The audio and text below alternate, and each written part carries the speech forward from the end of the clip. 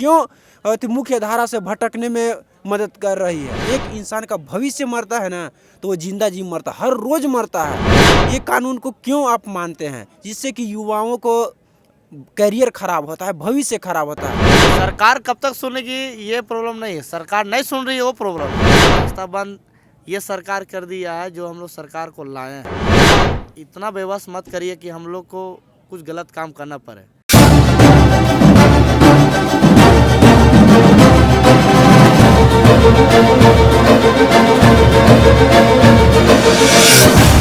नमस्कार, आप देख रहे हैं जनचर्चा टीवी और मैं प्रियांशु शेखर ओझा। लगातार हम लोग कई दिनों से इस जगह पे आ रहे हैं। ये वही जगह है, ठीक विधानसभा के पीछे ये मैदान दिया गया है कि लोग आकर अपना धरना प्रदर्शन करें और जो मांगे हैं वो सरकार से मांगे। जैब के जो अभ्यर्थी हैं, जिन्होंने अभी तक इनकी बात कोई नहीं सुना है, लगातार ये बातें उठा रहे हैं, प्रदर्शन भी कर रहे हैं, चिलचिलाती धूप में भी अपनी आवाज़ को बुलंद कर रहे हैं, लेकिन सरकार के तरफ से कोई सुध लेने वाला अभी तक नहीं आया है। इस घटना को देखते हुए हमारी टीम, जनचर्चा टीम, सोची कि आज रात में चलते हैं और इनका रात में कैसा वातावरण है, इनका उत्साह कितना अधिक बढ़ा है। आइए जानते हैं, इनसे ही जाने की कोशिश करते हैं। सर, आपका बहुत बहुत स्वागत है जेसीटीवी में। जैसा कि दिन में आप लोग प्रदर्शन करते ही हैं और रात में भी आप लोग का मनोबल कम नहीं है, दुगना उत्साह के साथ आप लोग अपने कार्य में लगे हुए हैं। क्या लगता है सरकार कब तक आपकी बात सुनेगी? देखिए, सरकार कब तक सुनेगी ये प्रॉब्लम नहीं है। सरकार नहीं सुन रही है, वो प्रॉब्लम है। ठीक है, अब सरकार को दबाव तो दे नहीं सकते हैं, क्योंकि सरकार उनको हम लोग दे दिए हैं कि आपको जो अच्छा लग रहा है वो करिए। ठीक है, अब ये झारखंड के युवा के लिए उनको चुना गया है हेमंत भैया को। तो हेमंत भैया को सोचना चाहिए कि भाई जितने युवा यहाँ पे परेशान हैं, उनकी जो मांगी है वो जल्द से जल्द पूरा करें। और जो वादा उन्होंने किया है उनको निभाना पड़ेगा।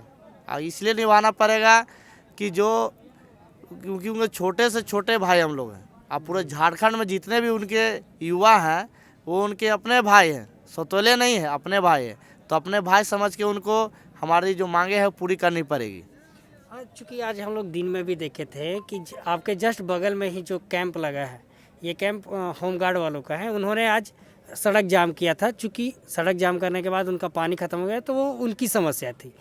इस तरह की कौन कौन सी समस्या अभी आपके सामने नज़र आ रही है? समस्या तो अभी आपको साफ दिख रहा होगा। ये देखिए, ये देख रहे होंगे मच्छर, ये डेंगू भी फैला सकते हैं। बिल्कुल बिल्कुल। और जब से ये विधानसभा सत्र जब ख़त्म हुआ है ना, तो यहाँ जितने भी 81 विधानसभा में जो बैठते हैं विधायक मंत्री लोग, वो यहाँ से जैसे ही खाली किए हैं, वहाँ से पूरा विधानसभा का मच्छर यहीं आ गया है।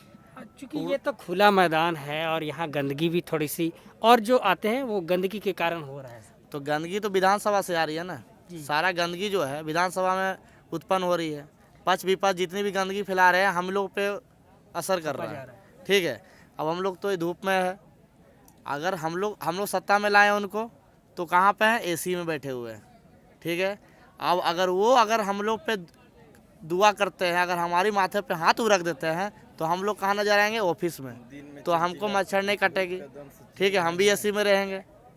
हम रहेंगे तो हम इसना में जितने भी युवा हैं सफल अभ्यर्थी, वो सब उन्हीं के बॉडीगार्ड में रहेंगे। तो उनके बॉडीगार्ड में रहेंगे तो गाड़ी में चलेंगे भैया, तो इसी गाड़ी में चलना होगा हम लोग को भी। तो यहाँ होता है छत्र छाया। तो जैसे हम लोग ने छत्र छाया में उनको बैठाने का काम किया, तो हेमंत भैया का भी काम है कि हम लोग को छत्र छाया में बैठाएं और उनकी जो मांगे हैं हम लोग जायज़ है। ठीक है, और उन्होंने आश्वासन दिया था। और उसके बाद जैसे उनके यहाँ जितने भी कांग्रेस टीम के मंत्री हैं, रामेश्वर राम जी हैं जो हमारे वित्त मंत्री हैं, और वो ये झारखंड के एक ब्रांड है बोला जाए तो, एक पूर्व IPS ठीक है। तो वो उनका आश्वासन झूठा हो रहा है। पर हम लोग को अभी भी हम लोग हार नहीं मानते हैं। उनकी आश्वासन को हम लोग झूठा नहीं बोलेंगे। पर हम उनसे आपके माध्यम से कहना चाहते हैं कि सर, हम लोग को तकलीफ़ बहुत है। तकलीफ़ तो इतना हो गया है कि हम लोग क्या करें अब समझ में नहीं आ रहा, क्योंकि रास्ता बंद हो गया हम लोग को। और रास्ता बंद ये सरकार कर दिया है, जो हम लोग सरकार को लाए हैं। अब अन्यथा इतना बेबस मत करिए कि हम लोग को कुछ गलत काम करना पड़े। क्यों, कोई भी हो, अगर सरकार को अगर रघुवर सरकार गलत किया, तो आज उनको हटाकर ये हेमंत सोरेन जी को लाया गया। तो उसी तरह का हेमंत सोरेन जी जो है उनका ये फर्ज बनता है कि जितने भी काम पेंडिंग बची हुई है, जो युवा को अपने गछा है, वादा किया है, उसको निभा दे जल्दी। और अभी जो बीच में बोल रहे हैं कि कोरोना काल का तो बहाना हुआ, उसमें अलग है। उसके बाद अब बोल रहे हैं कि संज्ञान में है, अब होगा कब होगा? कब होते होते हम लोग बूढ़ा हो जाएंगे। हम लोग का एज उम्र समाप्त हो चुका है। अब हम लोग कोई फॉर्म भी नहीं भर सकते हैं। हम लोग का 32 साल 33 साल होने जा रहा है। और हम लोग की जो भर्ती है वो 7वां पास है, मैट्रिक भी नहीं है, 7वां पास है। तो भैया बात है कि अब मैट्रिक पास में कोई नया बहाली निकालते हैं तो हम लोग तो ऐसे चले गए। जो हम लोग का हक का रोटी है, जो ये एक रोटी मांग रहे हैं वो तो कम से कम दे दिए। अरे आपको जिताने का हमको ये इंजाम मत दीजिए कि हमको खाना भी नहीं मिले। जो आपको जिताए, सत्ता में बैठाए हैं, राजा बना दिए कि भैया आप हेमंत सोरेन भैया जो है हमारे राजा हैं झारखंड के, उनको इतना बड़ा सत्ता दे दिए। आज विधानसभा चमकता हुआ, रघुवर सरकार इसको उद्घाटन किया था, ये आप भी जानते हैं। पर गांजा पी के जो नौटंकी किया ना पूरे झारखंड में, उसका नतीजा है कि हमारे हेमंत भैया यहाँ आए हैं। और यानी सरकार जो हेमंत जी की सरकार है, उनसे बस आपकी एक ही छोटी सी मांग है कि जो अब सफल अभ्यर्थी है वो सूची जल्द से जल्द जारी हो। अभी जैसा कि बताया जा रहा है कि कोरोना काल के कारण कोरोना और बढ़ते जा रहा है झारखंड में, ठीक है। इसके बाद अभी होली का भी त्यौहार है, इसको लेके गाइडलाइन भी दिया गया है। लेकिन क्या यहाँ पे किस तरह का गाइडलाइन आप लोग को बताया गया कि होली से पहले कर दिया जाएगा? कुछ बात हुई है? ऐसा तो हमें सरकार की तरफ से कोई आश्वस्त नहीं किया गया है कि कोरोना काल तेज़ी से बढ़ रही है जी। या, और हमें कोरोना काल का फ़र्क नहीं पड़ता। क्यों? क्योंकि अभी आप जिस हाल में हम बैठे हैं, इससे ज़्यादा डेंगू से ज़्यादा खतरनाक कोरोना अभी नहीं है। हाँ, परेशानी डालता है, लेकिन जिसका ये डेंगू पकड़ लेता है उसका शमशान ही पहुंचा देते हैं।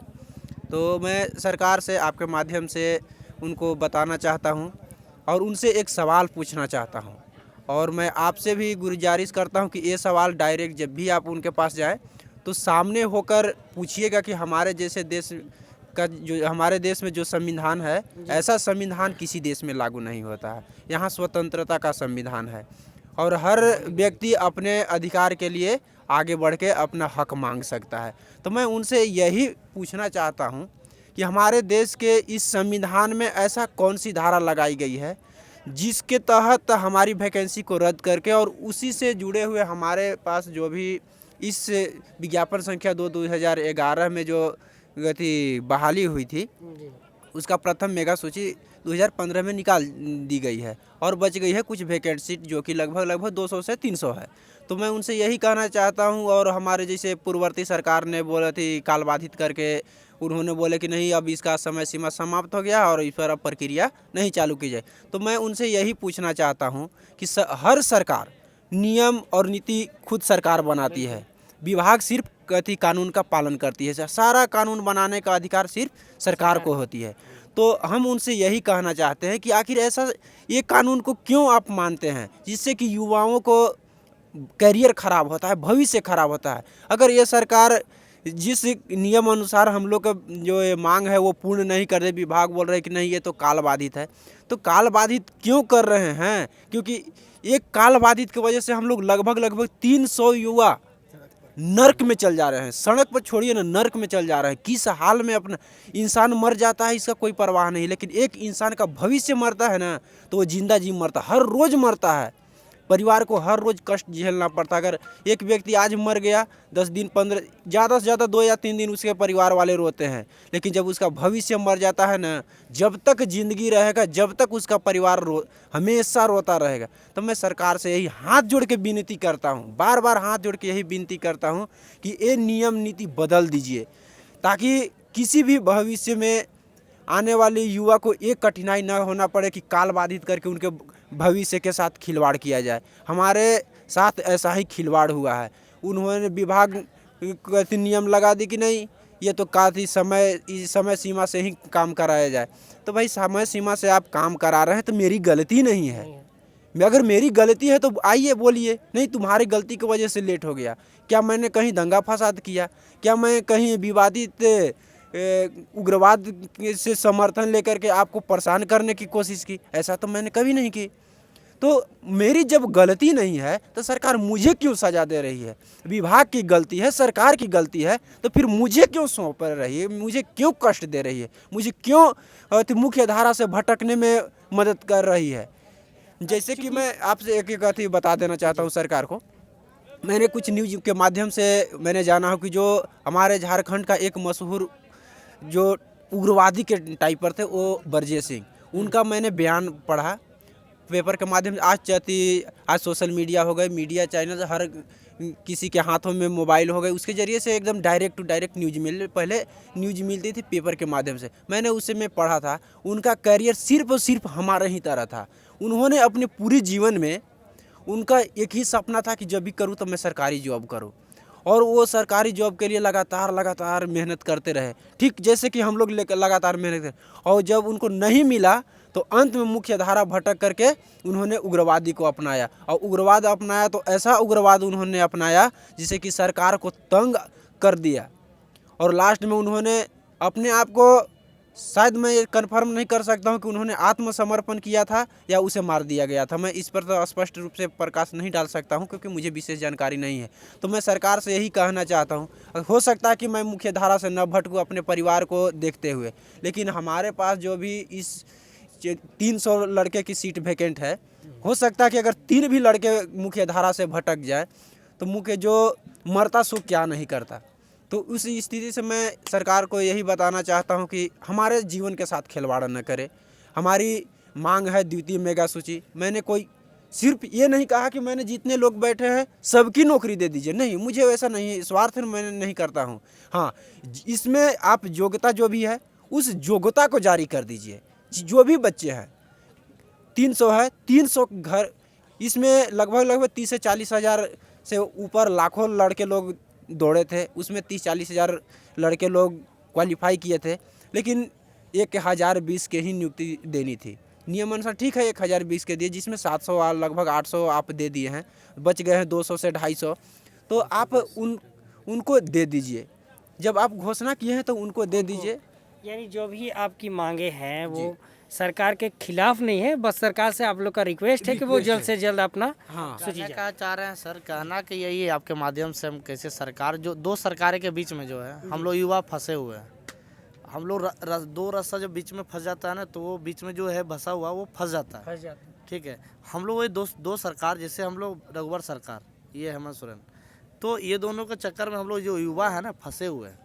अब ये फंसते फंसते हम लोग ना वो ख़त्म हो जाएंगे, और ख़त्म हो जाने के बाद क्या, तो उसका कोई वैल्यू नहीं होता है, वो मतलब एक कोई पूछने वाला नहीं है उसको। मेरे हिसाब से ये लग रहा है कि पेच यहाँ फंस रही है कि विज्ञापन निकाला और वैकेंसी का जो प्रक्रिया स्टार्ट हुआ था वो रघुवर दास के समय में हुआ था, लेकिन जब उनका सरकार चला गया 19 में और हेमंत जी की सरकार आ गई, तो अब हेमंत जी बोल रहे कि ये उन्होंने लाया था और ये उनका मामला है, इसलिए अभी ये काम नहीं हो पा रहा है। नहीं, ये नहीं, मामला जो है यहाँ पे हेमंत सोरेन जी ये नहीं बोले कि उनका, रघुवर सरकार बोले थे कि हेमंत सोरेन का भर्ती है। 2015 में जब वो आए थे वो बोले थे कि हम सेकेंड लिस्ट नहीं निकालेंगे, क्योंकि ये भर्ती जो लिया गया है वो हेमंत सोरेन का था। अच्छा, इसलिए वो काल बाधित करके रख दिए। तो ठीक है, ये सरकार को ये सोचना चाहिए कि जो युवा को उसने ठगने का काम किया, काल बाधित कर दिया, अरे ठीक है आप काल बाधित कर दिए, तो जो युवा आप सरकार में आया उस पर एक मीटिंग करिए, उसको बढ़िया तरीके से देखिए क्या गलत है क्या सही है, एक ऑर्डिनेंस पास हाँ पास करिए। आप गृह विभाग के मालिक हैं, आप अगर आदेश देते तब तो प्रशासन कोई काम करेगी। प्रशासन तो चाहती है कि जेन्यू चीज़ है, 6 महीना में 1 साल में देना ही चाहिए, पर नहीं दिया गया। तो ये इस चीज़ जो है सरकार को समझना चाहिए। और हेमंत भैया जहाँ की बात है, हेमंत भैया बहुत देखा जाए तो झारखंड के बहुत बड़े नेता रहे हैं, और उनके जो फादर हैं शिबू सोरेन जी, वो तो यहाँ के राजा हैं ही। तो हम लोग उनसे यही विनती करते हैं हाथ जोड़ के कि हेमंत सोरेन भैया जी, कि हम लोग जो आपको सत्ता में लाए हैं तो आप पे भरोसा करके लाए हैं, हम लोग की भरोसा में खरे उतरे। अगर हम लोग को कहीं भी कोई दिक्कत होगी तो आपको दिक्कत हो रही होगी। अगर हम आपके यहाँ पे मच्छर काट रही है तो आप समझिए कि आपका भाई को ये नुकसान हो रहा है। आपका एक भाई मतलब 1000 को भाई है आपका। अगर ऐसे नुकसान अगर आपका भाई को होगा तो फिर आपको ही दिक्कत होगा। तो हम लोग को ऐसा काम करने पर ना मजबूर करिए कि जो हम लोग कुछ करें, क्योंकि अगर हम लोग रास्ता भटक जाते हैं तो कल को मेरा बड़े भाई हेमंत सोरेन भैया को ही तकलीफ होगी कि मेरा भाई क्यों भटक गया, क्या दिक्कत था, हमसे क्यों नहीं बोला। पर आज हम बोल रहे हैं, हम अपनी मांग को रख रहे हैं, तो कहाँ है हमारे भैया। 2 साल होने जा रहा है और ऐसा नहीं कि विधायक से को बात हो रहा है, रमेश ओराम जी से हो रहा है, बादल पत्रलेख जी से हो रहा है, मिथिलेश ठाकुर जी से हो रहा है, तो कहाँ है आप। इतना ब्रांड मंत्री हैं आप, तो हमारी बात क्यों नहीं सुन रहे। तो अब मतलब क्या हम रास्ता भटकेंगे तब समझेंगे, बाद में बोलेंगे कि आश्वासन देंगे कि क्या हो गया, क्या दिक्कत है आपको, क्यों आप ऐसे कर दिए। तो हर चीज़ का तो वजह सरकार हो रही है ना, सरकार निकाल दे हमारी द्वितीय मेगा सूची। हम लोग खुशी खुशी से हेमंत भैया को 15 साल, अब जब तक हमारी मांग पूरी हो जाती है ना, पहले बात तो हम लोग सब युवा जाकर उनकी चरण स्पष्ट करेंगे और उनको खुद मिठाई खिलाएंगे और उनको ये चीज़ वचन देंगे कि जितने भी यहाँ युवा हैं झारखंड में जो उनको जिताने का काम किया है, तो आगे भी उनको जिताने का काम करेगी और सत्ता में रखेगी। और बीजेपी हो या कोई भी पार्टी हो, पर जो काम करेगी सरकार, वो सरकार को रहना चाहिए। और ये झारखंड के निवासी के बारे में जो सरकार सोचता है, और नवयुवक 70% है यहाँ पे जो बेरोजगार है, अगर उसके बारे में, भविष्य के बारे में अगर सोचते हैं सरकार, तो वो सरकार सबसे अच्छा है। और ये सरकार हमको लगती है बहुत अच्छी है, इसीलिए हम लोगों ने इनको चुना है। और जो चुने हैं तो हम लोग भरोसा हम लोग को तोड़िए नहीं, आप हमारी द्वितीय मेगा सूची निकाल दीजिए। उसके बाद हम लोग लास्ट ही बार बोलेंगे कि हमारी जो धारा है उसे भटकाने की काम ना करें, क्योंकि हम लोग मजबूर हो चुके हैं। 5 साल 6 साल होने जा रही है, हम लोग बेरोजगार हैं, समय बहुत ठीक है। इसलिए अब हमको क्या बोले, अब कभी कभी बोलने पे भी हम मजबूर हो जाते हैं। मैं क्या बोल सकता हूँ उनको। सर बस आपसे लास्ट में यही सवाल मेरा रहेगा कि मनोबल आपका कितना और बढ़ा है पहले दिनों से, क्योंकि मनोबल तो आपका बढ़ते जा रहा है, लोग भी सपोर्ट कर रहे हैं, जो आपके साथी थे वो भी दिन पर दिन बढ़ते जा रहे हैं और अपना मनोबल आपके साथ शेयर कर रहे हैं।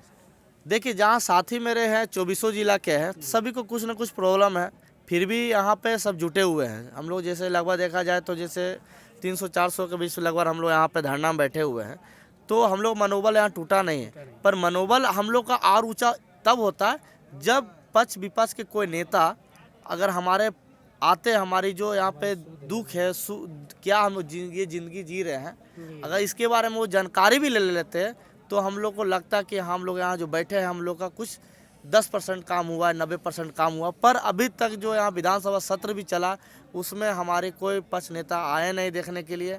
तो हम क्या बोले इस सरकार को, क्योंकि सरकार को खुद ही हम लोग चुने हैं, तो उनको तो हम गलत बोल नहीं सकते हैं, क्योंकि बड़े भाई है तो बड़े भाई के बारे में क्या बुराई करें हम। अब बड़े भाई से रिक्वेस्ट कर सकते हैं, और सभी जितने भी लड़के हैं सभी माफ़ी मांग के, अगर कोई गलती हो गया हो तो हमें क्षमा करें। और हमारे आप भगवान हैं, आप हमारे लिए भगवान है हेमंत सोरेन भैया जी।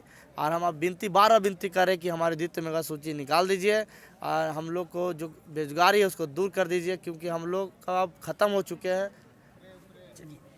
बहुत बहुत धन्यवाद सर हमसे बातचीत करने के लिए। तो ये थे जैब के अभ्यर्थी जो बेचारे बहुत दिनों से अपना धरना जारी रखें, और सरकार से इनकी यही मांग है कि बस द्वितीय मेगा सूची है वो जल्द से जल्द लाइन हाजिर करें और इनकी मांग को जल्द से जल्द पूरा करें।